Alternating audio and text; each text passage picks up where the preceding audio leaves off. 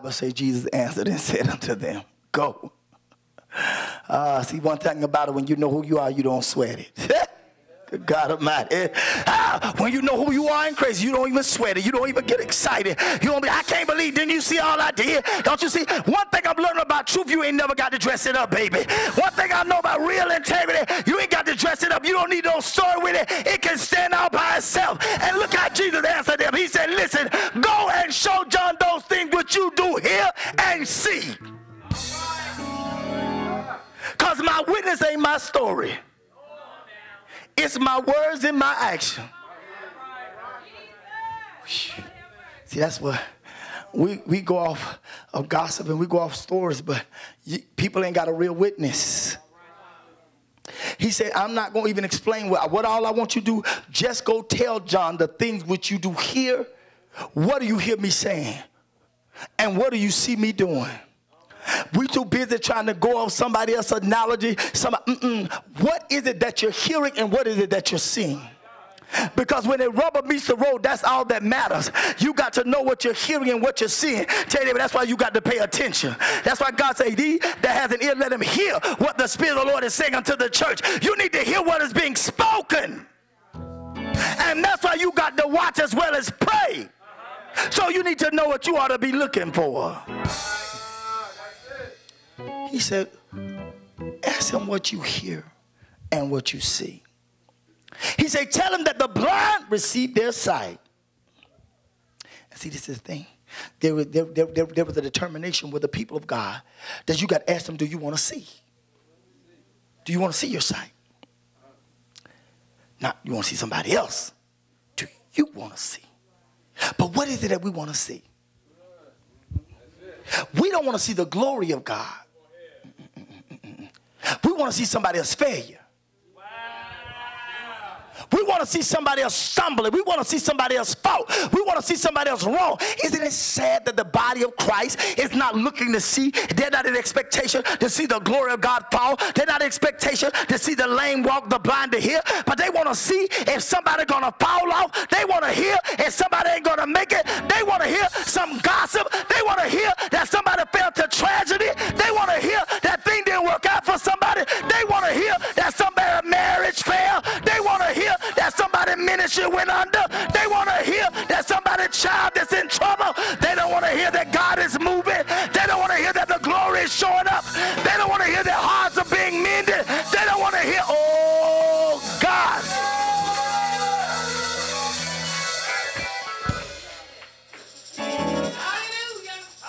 It's sad that the body don't want to hear things that are edifying. Oh, they being blessed. Oh, baby, you ain't got their attention. Say, child, let me tell you what's going on. What? They light up like a light bulb. Child, I heard things going bad. What? What else happened?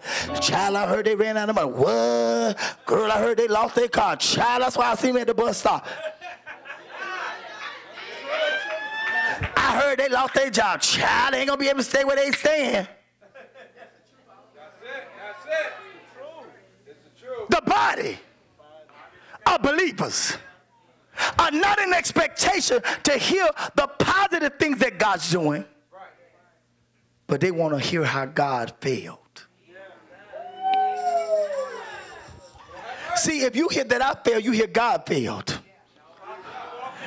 If I hear that you fail, I hear that God failed. See, it ain't you think it's something about people, but God say the least is done unto me. One of mine is done unto me. So whether that person fail or they succeed, it still rests upon their relationship with Christ. And people going to look at God and say, God wasn't able to do it.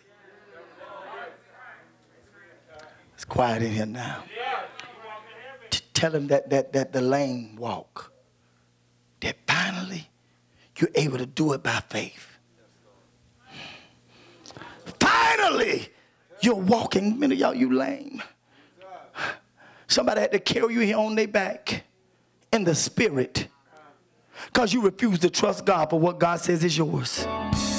You refuse to take God at his word. You refuse to stand on the promises of God. You refuse to say, God, I'm going to trust you where I can't track you. You refuse to say, God, I know that if you don't do it, it won't be done. You refuse to walk this far by faith.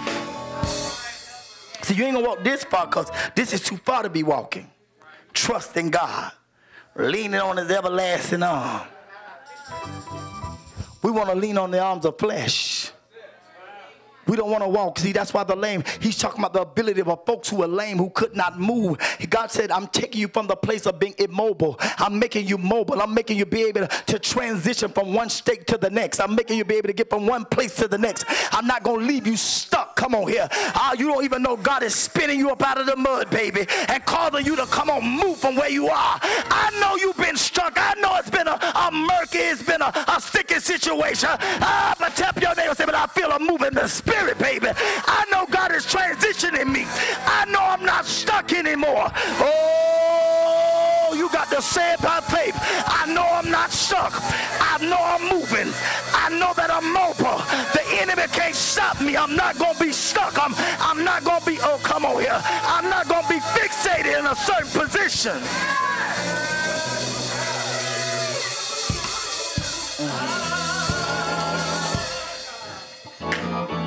Oh God, I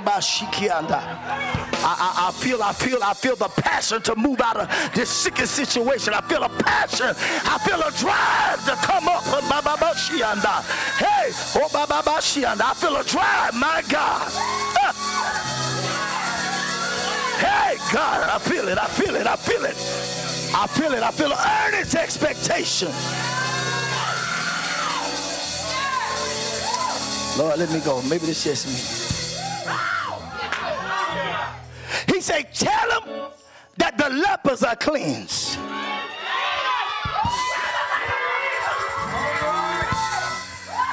You had a deficiency before, but you ain't got it no more. I said you had a deficiency before, but tell them I don't have the deficiency no more. Oh, the leper been cleansed. Oh God. You rejoiced in my deficiency. You was able to talk and have a field day over my deficiency. But I ain't got a deficiency no more. See it. The leper, see, you don't understand when he said, go tell him that the leper is cleansed. See, when you had leprosy, wherever you go, you had to scream, unclean, unclean. You had to let the folks know you wasn't right. They can classify you in another class. They can stay away from you. Everybody can look at you and see how good they are and how bad you are. You weren't allowed to get close. You weren't allowed to mix with regular folks. See, some of us, you didn't understand. They was rejecting you because they say you had leprosy. They saw a deficient in you. They say something deficient in you, and you flaking, and your skin don't look right, and you don't look right, and you don't act right, so I'm going to ostracize you. So before you can get there, somebody else was telling folks, oh, you know they unclean, unclean. They couldn't even wait for you to say it. Somebody before you get there, they say, you know they unclean, unclean, child. You know they used to be a hoe. You know they used to script. You know they used to lie. You know they used to be turned out. You know they used to drink. And you know they used to get high. You know they used to run around on their husband. You know they used to run around on their wife. And you know before you can get, you know they used to be a lust bucket. Before you can get there, somebody else was screaming your uncleanliness.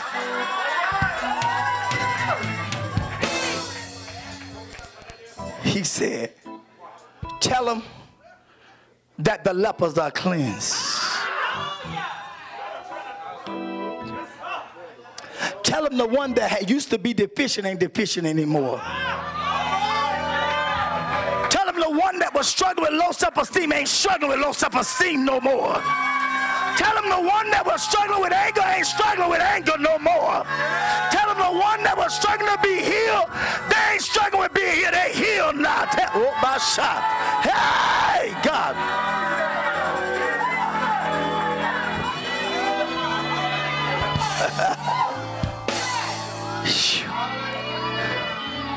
Look at somebody and say the leper is cleansed.